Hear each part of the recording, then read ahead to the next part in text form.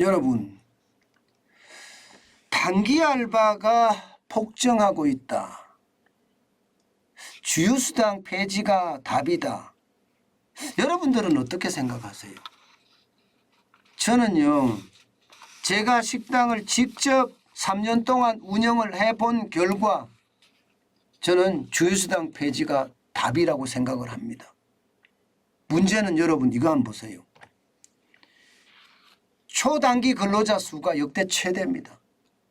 251만 명이나 됩니다. 와, 뭐 이런 적은 한 번도 없었던 거예요. 한 번도 없었던 거예요. 251만 명이면 여러분 지금 전체 취업자가 얼마인가 하면 2838만 9천 명이거든요. 여기에 250만 명이에요. 10%는 안 되지만 10%에 육박합니다. 전체 근로자 중에 10%에 육박하는 사람들이 초단기 근로자, 다시 말해서 18시간 미만으로 일한다는 거예요. 18시간 미만으로. 야, 이건 제가 봐서는 진짜 충격적인 숫자라고 저는 봅니다. 충격적인 숫자. 그런데 왜 이런 일이 벌어질까요? 왜 이런 일이? 여러분도 알다시피 이게 주당 말입니다. 15시간이 넘어서면 이게 주휴수당을 줘야 됩니다. 주휴수당이 하루 일당을 그냥 주는 거예요. 하루 일당을. 그러니까 주당 15시간을 안 넘어가게끔 일하려고 하는 그런 사람들이 굉장히 많아졌다는 거예요. 그런 알바만 계속 채용을 한다는 거죠. 심지어 레인보우 채용이라고 이런 말까지 나왔잖아요. 레인보우 채용이라는 게 월화수목금토일 사람이 다 다른 거예요. 사람이 다 다르게 편의점에서 채용한다, 식당에서 채용한다, 선술집에서 채용한다, 호프집에서 채용한다, 이런 이야기입니다. 주휴수당을 덜 주니까 그만큼 부담이 줄어든다는 거거든요.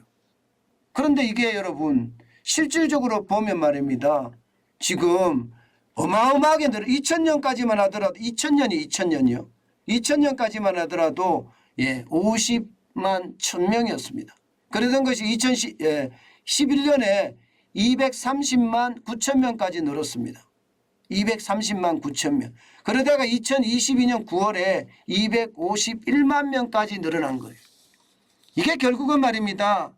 문재인 정부가 무식하게 이게 최저임금 올리고 그러면서 주 52시간제 채택하고 그러면서 많은 고용주들이 어려움을 호소하면서 말입니다.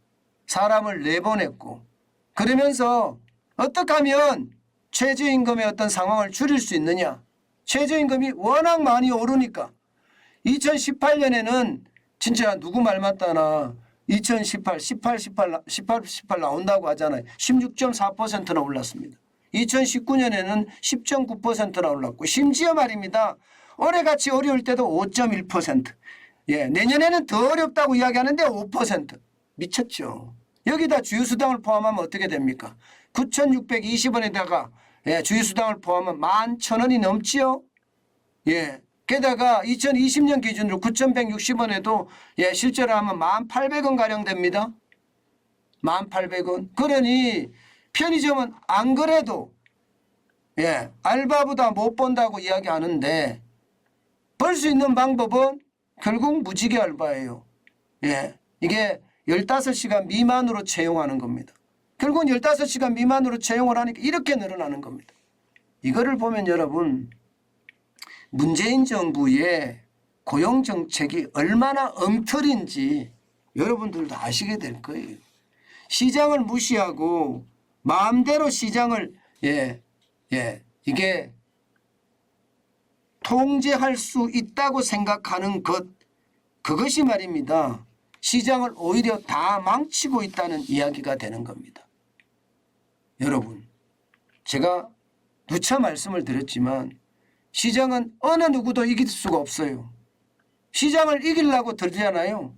그러면 무조건 시장에 실패가 일어납니다. 그래서 시장은요. 수요와 공급의 법칙에 의해서 움직이잖아요. 가만히 둬야 됩니다. 수요가 많으면 가격이 올라가고 공급이 많으면 가격이 내려가고 이 기준에 말입니다.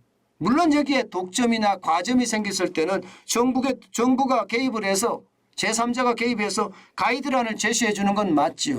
그렇지만 과도하게 시장에 진입해서 내가 시장의 주인이야 이렇게 이야기하면 그 시장은 무너질 수밖에 없다는 게 지금까지 본 사례에서 충분히 느끼실 수 있을 겁니다. 문제는 여러분 초단기 근무자가 이렇게 늘어난 것도 늘어난 거지만 지금 고용 전체적으로 지금 심각한 상황에 직면해 가고 있습니다. 저는 이게 윤석열 정부가 뭔가 빨리 움직여야 되는데 움직이지 못하는 것 같아요. 5개월이 됐는데 아무것도 없다 이런 생각이 저는 들거든요. 자 여러분 이걸 한번 보세요. 9월에 취업자 증감이 70만 7천 명까지 늘어났습니다. 늘어나고는 있어요. 계속. 1월에는 113만 5천 명. 그 다음에 3월에는 83만 명. 이게 뭐 대통령 선거 앞두고 돈을 엄청나게 풀었다는 거 보이시죠? 돈을 엄청나게. 그야말로 세금주도 일자리가 이만큼 늘어났어요. 여기도 마찬가지예요. 70만 7천 명이라고 하더라도 고용의 질로 보면 엉망입니다. 여러분 보세요. 지금 연령별로 보면 최악이잖아요. 최악. 연령별로 취업자 증감이 60대가 45만 1천 명이에요. 50대가 16만 4천 명이고 실제로 증가가 돼야 될 40대 오히려 1만 7천 명으로 줄었고요. 다행히 30대는 좀 늘어나고 있습니다. 9만 1천 명. 20대도 좀 늘어나고 있어 다행히 2만 명. 이게 19세 이하도 좀 줄어들었습니다. 4천 명. 그렇지만 이 허리가 꺾이고 그다음에 세금 주도 일자리가 아직도 횡행한다는 거잖아요. 50대 60대가 이렇게 많다는 것은요. 결국 말입니다. 60대가 고용을 견인한다. 이것은 결국 고용 전체가 힘들어진다. 이런 얘기도 되는 거예요. 여러분 경제에 있어서 가장 중요한 게 고용이거든요. 그런데 이 고용이 이렇게까지 무너지는 것 이것은요. 결국 경제가 점점 어려워진다는 이야기입니다. 방법은 여러분 하나밖에 없습니다. 방법은 고용을 늘리고 고용의 질을 좀 개선하려고 그러면 여러분 주휴수당 폐지밖에 답이 없습니다. 제가 계속 이야기하잖아요. 최저임금을 내린다? 거의 불가능합니다. 최저임금위원회가 문재인 정부 사람들로 다 구성이 돼 있고 그런 상태에서 내릴 수 없습니다. 쉽지 않습니다. 그렇다면 지금 주휴수당은 시행령으로 지금 되고 있기 때문에 저는 이거 폐지시킬 수 있다고 생각하거든요. 그러면 빠르게 이렇게 좀 폐지하고 그러면서 말입니다. 고용에 대한 부담 많이 덜어줘야 돼요. 그래야지 시장에서 좋은 일자리가 나옵니다. 적어도 36시간 주당 36시간 이상 되는 그런 일자리들이 자꾸 나와야죠. 주당 17시간 내지는 18시간 심지어 15시간 미만으로 일하는 사람들이 많아지면 많아질수록 상황은 점점 어려워진다. 이런 말입니다. 저는 생각하면서 그런 생각 많이 해요. 경제는요 생물과 같다고 제가 말씀드렸죠. 그렇기 때문에 뭔가 한쪽에서 터지면 이게 융통성을 가지고 바꿔가야 돼요. 그런데 지난 5년 동안은 이거야 하면서 그냥 그대로 밀고 갔잖아요. 그러다 보니까 시장의 충격이 어마어마하고요. 이거 잘못 다스렸다가는요 우리 경제 전체에도 큰 충격이 올 수 있다는 것 저는 다시 한번 생각해 봅니다. 그만큼 진짜 심각하다 이렇게 저는 생각합니다. 여러분 저는 주휴수당 자체가 저는 빨리 폐지돼야지 오히려 말입니다. 일자리가 더 생긴다고 생각해요. 그러면서 어차피 임금은 올라갈 수밖에 없는 상황이니까 그런 것까지도 가만히 대줘야 되는 것 아닌가. 저는 오늘 다시 한번 생각해 봅니다.